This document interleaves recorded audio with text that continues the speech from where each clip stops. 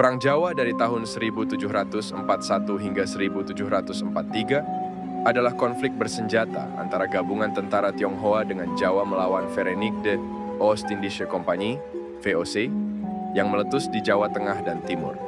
Setelah tentara Belanda membantai 10.000 orang Tionghoa di Batavia, mereka yang selamat melarikan diri ke Semarang di bawah kepemimpinan K. Panjang.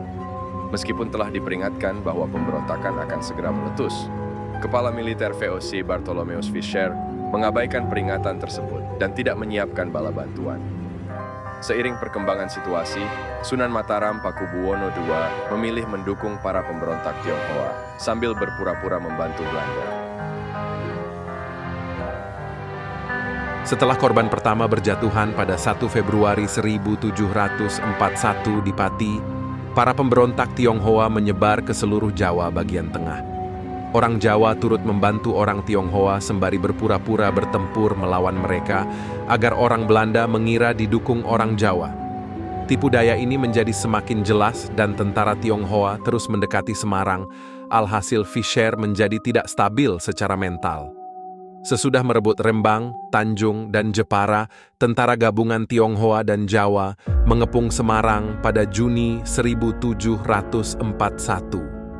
Pangeran Cakraningrat Aifa dari Madura menawarkan bantuan kepada Belanda, dan dari Madura ke arah barat ia membantai semua orang Tionghoa yang dapat ia temui dan memadamkan pemberontakan di Jawa bagian timur.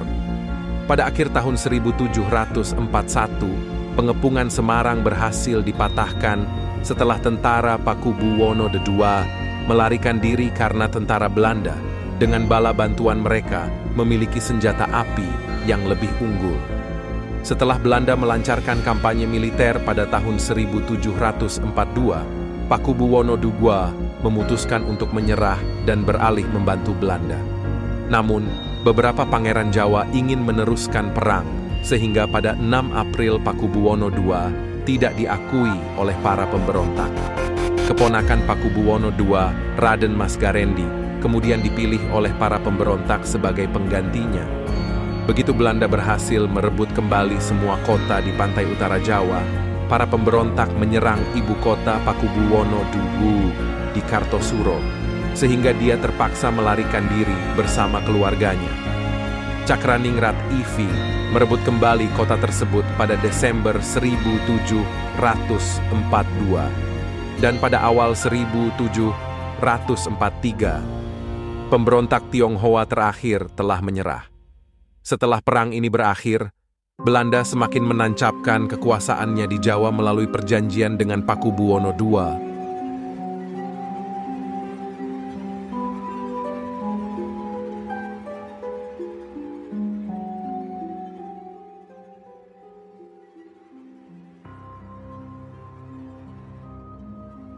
Kejatuhan Kartosuro. Pada awal 1742, Pakubuwono II menyerah kepada Belanda.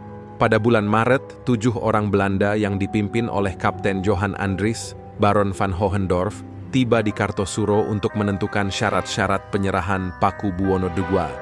Meski awalnya Belanda meminta Pangeran Loring Pasar, sang putra mahkota yang masih muda, putra sulung Pangeran Notokusumo, serta Pangeran Pringgalaya sebagai sandera, Loring Pasar digantikan oleh Ratu Amangkurat karena sang putra mahkota terlalu sakit untuk melakukan perjalanan. Karena tidak mau membiarkan orang Belanda membawa anaknya, Notokusumo, yang saat itu tengah mengepung Semarang, melakukan serangan palsu terhadap pasukan Tionghoa. Mereka yang sakit atau terluka dibunuh sementara pasukan yang masih sehat diizinkan melarikan diri. Tujuannya adalah untuk memberi kesan kesetiaan kepada Belanda. Dia kemudian pergi ke Kartosuro untuk mencoba menyelamatkan putranya, tetapi para pejabat Belanda di situ memerintahkan kepadanya untuk mengamankan jalan ke Demak. Setelah mengulur-ulur waktu, Notokusumo bersedia melakukannya dan melakukan perjalanan ke Semarang. Namun, setelah tiba di Semarang, dia ditangkap oleh pimpinan pasukan yang baru, Hugo Verisel, dengan restu dari Pakubuwono II.